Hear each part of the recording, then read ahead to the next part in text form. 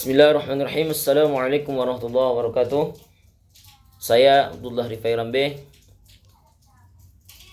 mahasiswa STAI Al-Kifayah Riau, NIM 1238232186. Dalam hal ini, sini kita akan menjelaskan tentang pengertian ilmu kalam dan aliran-aliran ilmu kalam.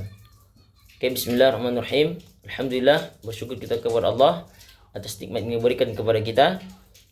Kemudian bersalawat kepada Rasulullah sallallahu alaihi wasallam, yakni Allahumma shalli ala sayyidina Muhammad wa ala ali sayyidina Muhammad. Oke, langsung saja. Sebelum kita membahas aliran-aliran ilmu kalam, kita membahas tentang pengertian ilmu kalam dulu. Oke, pengertian ilmu kalam. Kalam artikan dengan perkataan atau kata yang terutama bagi Allah Subhanahu wa taala. Sementara menurut bahasa dalam perspektif tauhid, yaitu ilmu yang membahas tentang masalah ketuhanan, ketauhidan, ataupun yang mengesahkan Allah Subhanahu wa taala.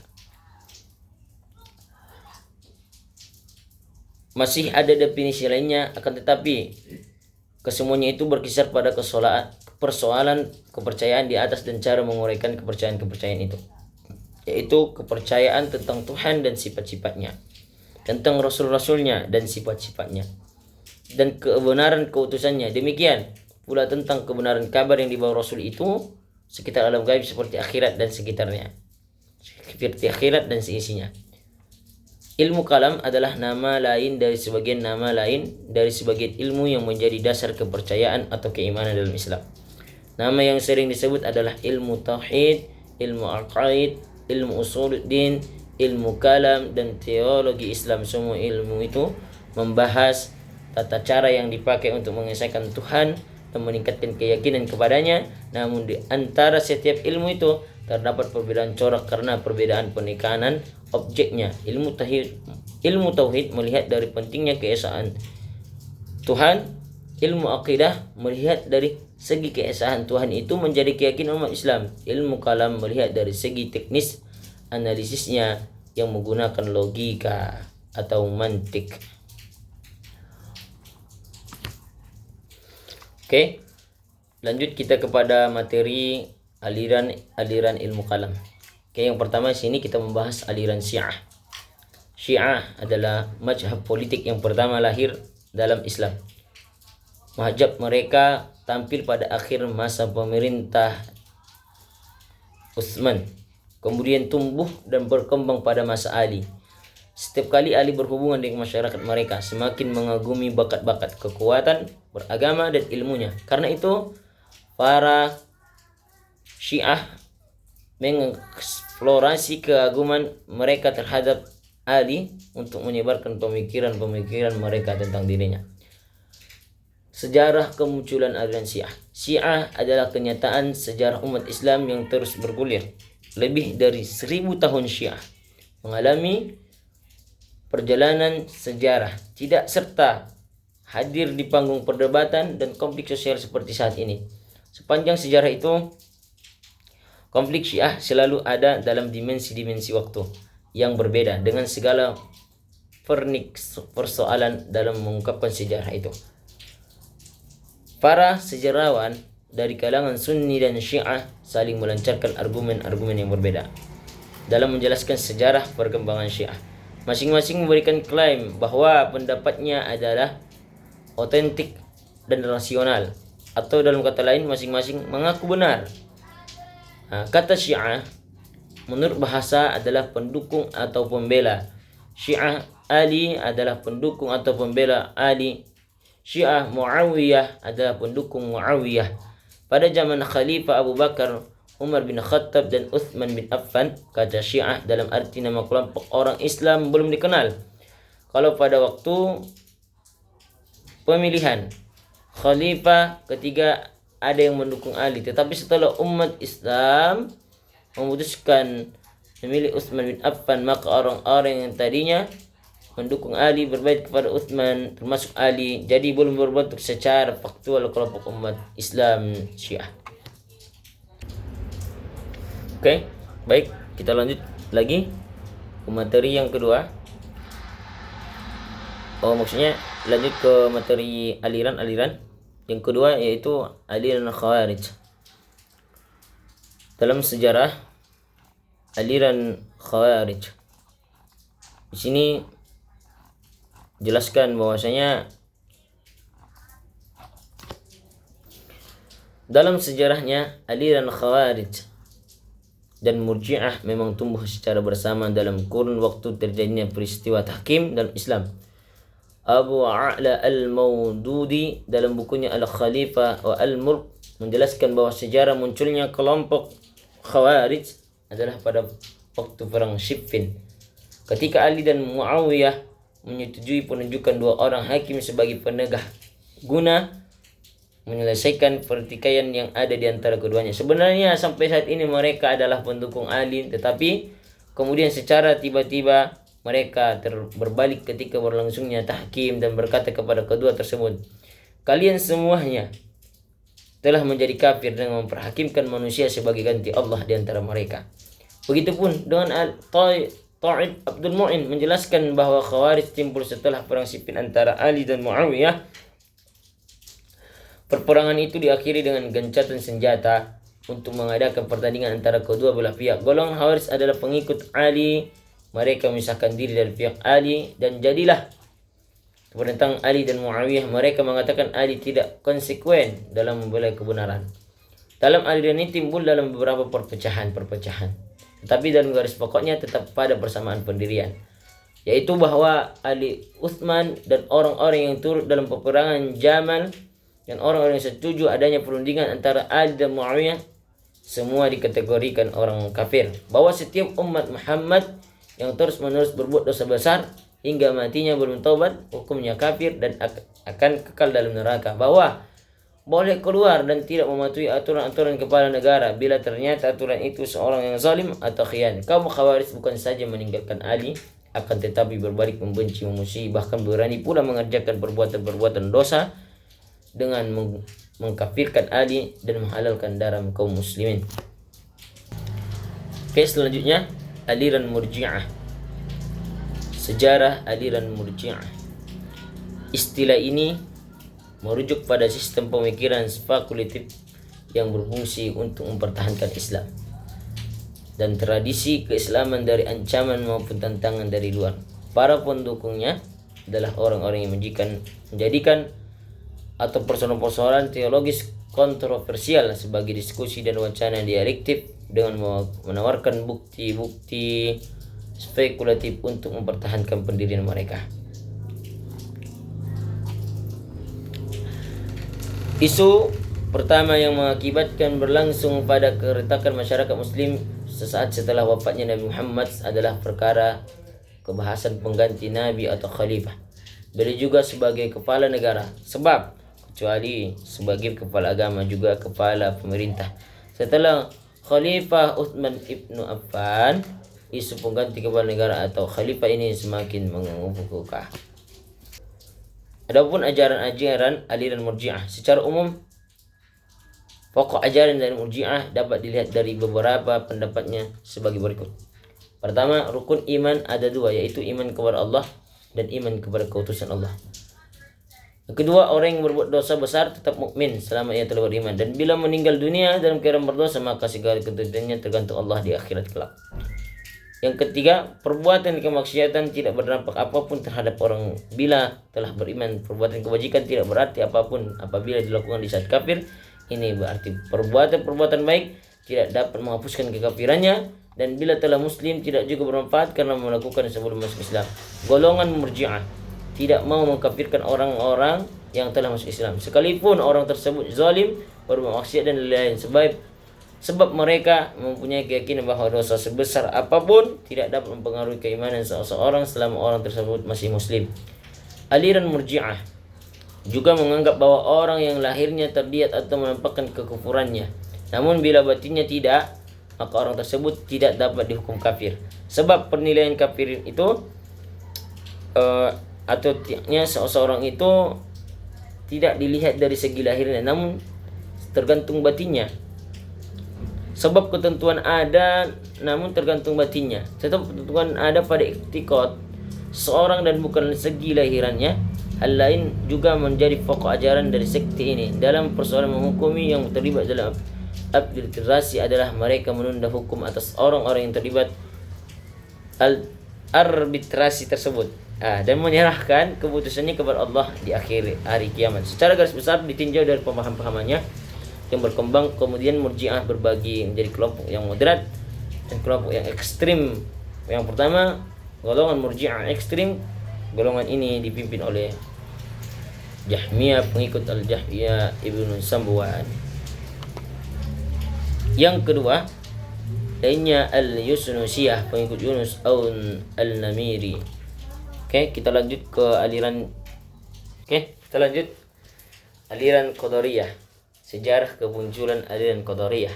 Qadariyah adalah sebuah ideologi dalam akidah Islam yang muncul pada pertengahan abad pertama Hijrah di Basrah, Irak. Kelompok ini memiliki keyakinan mengingkari takdir, yaitu bahwasanya perbuatan makhluk berada di luar kehendak Allah dan juga bukan ciptaan Allah. Para hamba berkehendak bebas menentukan perbuatannya sendiri, dan makhluk sendirilah yang menciptakan amal dan perbuatannya sendiri tanpa adanya andil dari Allah Subhanahu wa taala.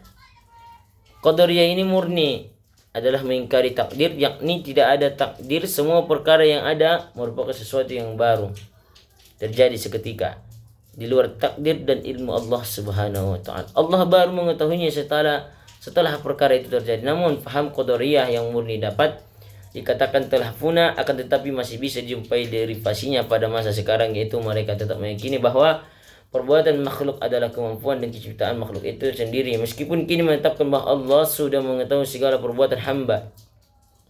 Sebelum terjadinya Imam Al-Qurtubi berkata, ideologi ini telah sirna dan kami tidak mengetahui salah seorang dari mutaakhirin, ataupun yang artinya orang sekarang, yang berpahaman dengannya. Adapun Al-Qadariyah pada hari ini, mereka semua sepakat bahwa Allah mengetahui segala perbuatan hamba sebelum terjadi. Namun mereka menyelisih as-salafus salih, yaitu dengan menyatakan bahwa perbuatan hamba adalah hasil kemampuan dari ciptanya hamba itu sendiri. Lanjut lagi, aliran Jabariyah.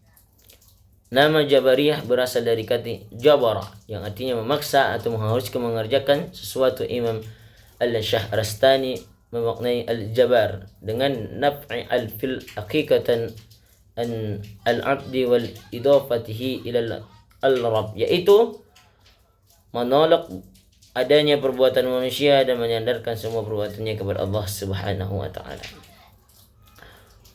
Paham Jabariyah dalam sejarah teologi Islam pertama kali dikemukakan oleh Al-Ja'ad bin Dirham, tetapi yang menyebarkan adalah Jahm bin Safwan.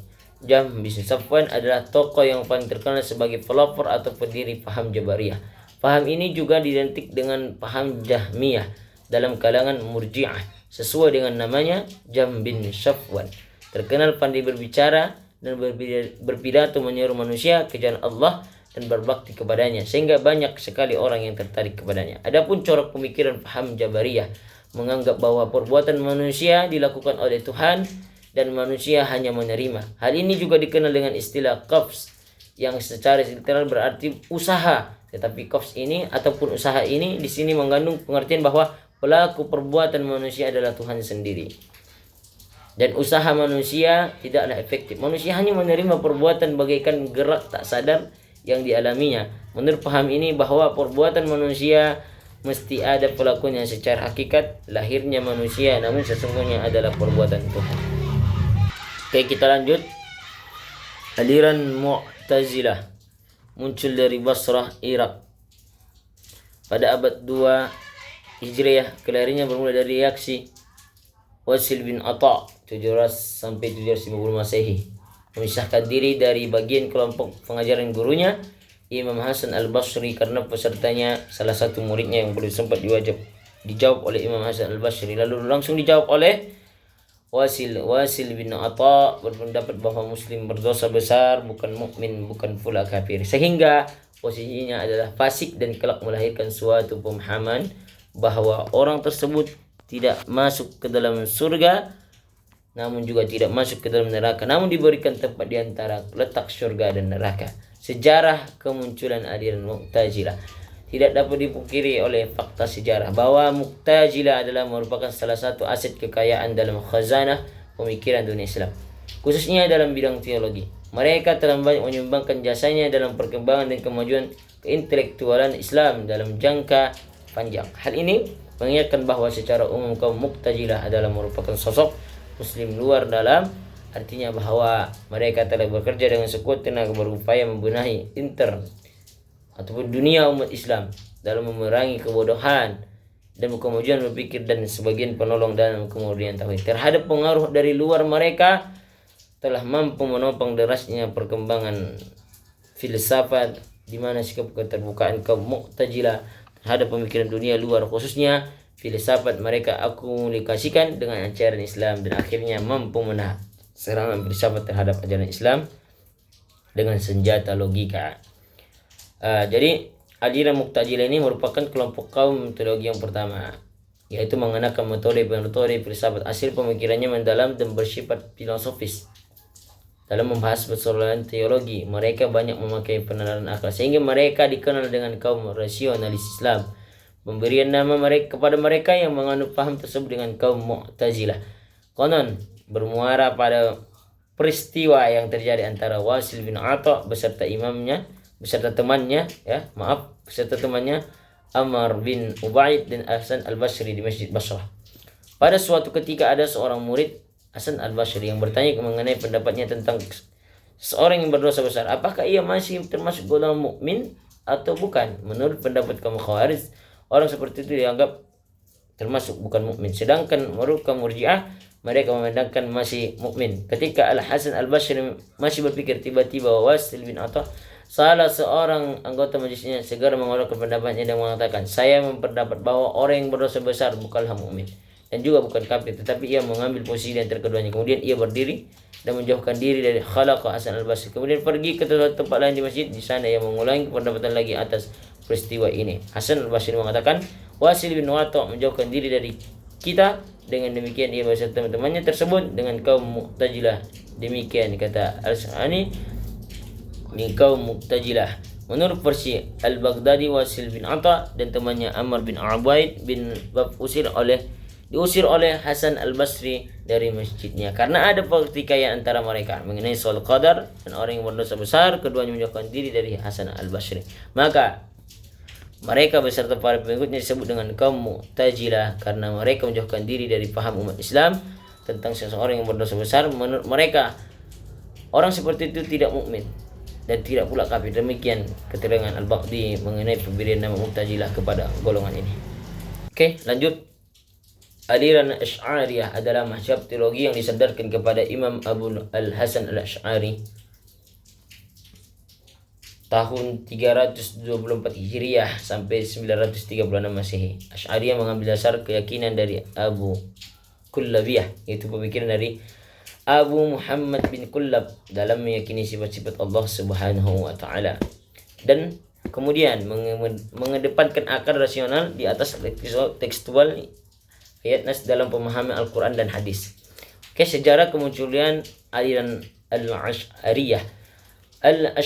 Asy'ariyah adalah salah satu aliran teologi Islam yang sampai saat ini masih tetap hidup di masyarakat Islam, yang berasal dari nama seorang pendiri yaitu Hasan Ali bin Ismail Asy'ari, keturunan dari Abu Musa al-Asy'ari, yaitu yang memiliki nama lengkap Abu Hasan bin Ismail bin Ishaq bin Salim bin Abdullah bin Musa bin Abi Burdah bin Abi Mus'ad al-Asy'ari. Aliran ini lahir pada dasawarsa kedua abad ke-10. Awal abad ke-4 pengikut aliran ini bersama pengikut Maturidiyah dan Salafiyah mengaku termasuk golongan Ahlus Sunnah wal Jamaah. Berkenaan dengan Ahlus Sunnah wal Jamaah akan kami uraikan pada bagian akhir buku ini. Ajaran aliran Al-Asy'ariyah.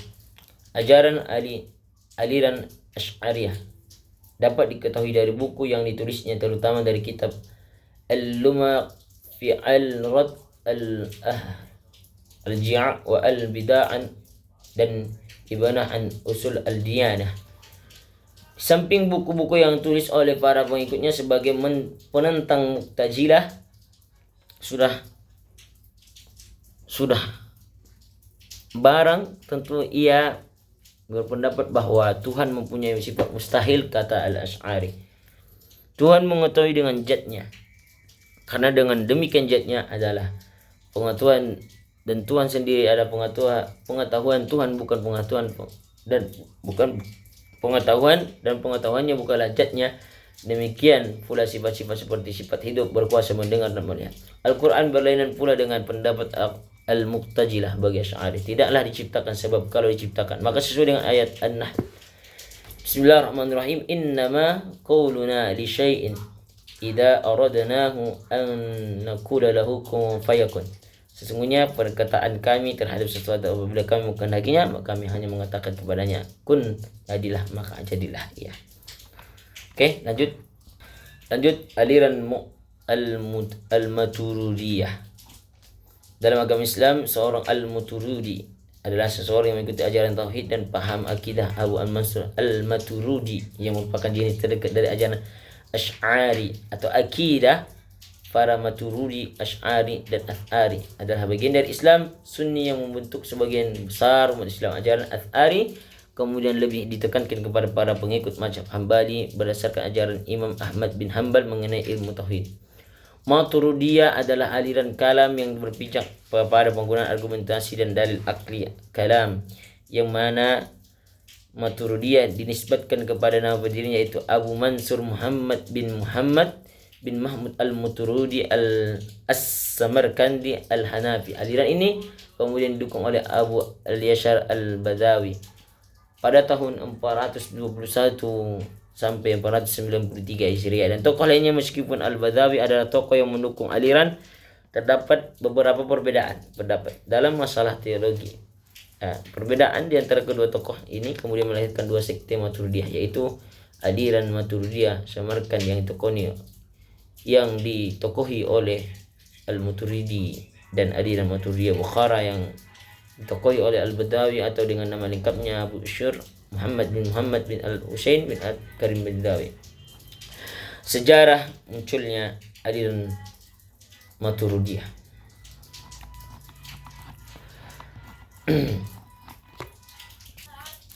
Perbincangan tentang persoalan yang menyangkut prinsip-prinsip dasar ajaran Islam yang mencapai puncaknya pada abad kedua dan ketiga Hijriah, abad ke-8 dan ke-9 Masehi, telah menggiring para ulama kepada menggunakan argumen-argumen rasional dalam membahas tentang Tuhan dan hubungannya dengan manusia dan alam semesta. Hal ini menurut Ayyub Ali telah mengakibatkan lahirnya sebuah ilmu pengetahuan baru dalam lapangan pemikiran muslim yang dikenal dengan ilmu kalam.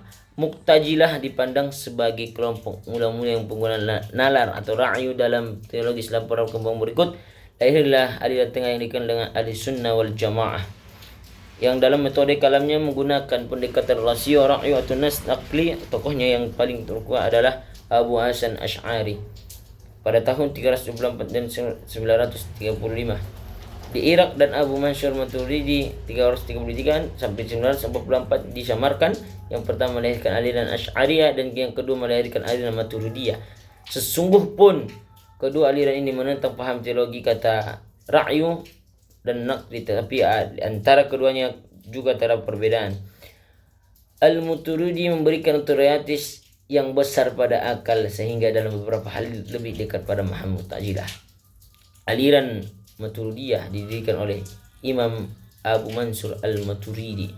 Nama lengkapnya Abu Mansur Muhammad bin Mahmud al-Maturidi as-Samarkandi al-Hanafi, wafat 333 Hijriah sampai 944 Masehi. Adalah salah ulama Ahlussunnah wal Jamaah dan imam aliran akidah Maturidiyah yang dianggap sebagai besar pengikut mazhab Hanafi.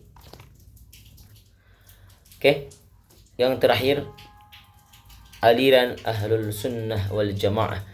Ahlus Sunnah wal Jamaah atau lebih sering disingkat Ahlul Sunnah, wajah atau di Sunni adalah firqah muslim terbesar yang tersebut dengan Ahlus Sunnah wal Jamaah, golongan yang menjalankan sunnah Rasulullah sallallahu alaihi wasallam dengan penekanan pada pendalilan kehidupan Sayyidina Nabi Muhammad sallallahu alaihi wasallam. Sejarah kemunculan Ahlus Sunnah wal Jamaah. Ahlus Sunnah wal Jamaah merupakan salah satu dari beberapa aliran kalam. Adapun ungkapan ahli sunnah sering juga disebut dengan sunni, dapat dibedakan menjadi dua pengertian, yaitu umum dan khusus. Sunni dalam pengertian umum adalah lawan kelompok Syiah. Dalam pengertian ini, Mu'tazilah sebagaimana Asy'ariyah masuk dalam barisan sunni, sementara sunni dalam pengertian khusus adalah mazhab yang berada dalam barisan Asy'ariyah dan merupakan lawan dari Mu'tazilah. Maka berdasarkan keterangan di atas, ahli sunnah dapat diartikan dengan orang-orang yang mengikuti sunnah Nabi dan berpegang teguh padanya dalam segala perkara sebagaimana para sahabatnya dan orang-orang yang mengikuti mereka sampai hari kiamat.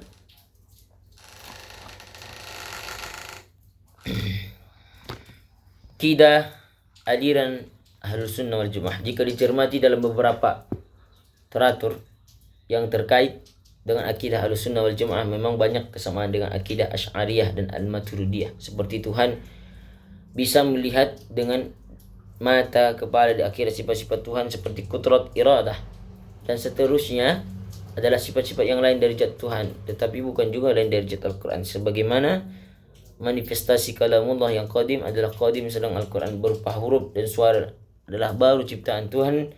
Tidak karena tujuan Tuhan mengkehendaki kebaikan dan keburukan, memberi pahala kepada orang yang taat dan menjatuhkan siksaan atas orang yang durhaka. Tuhan boleh memberi bebas di atas kesanggupan manusia. Kebaikan dan keburukan tidak dapat diketahui akal semata. Pekerjaan manusia Tuhanlah yang menjadikannya. Meski ada peran manusia di dalamnya, ada syafaat pada hari kiamat utusan Nabi Muhammad SAW.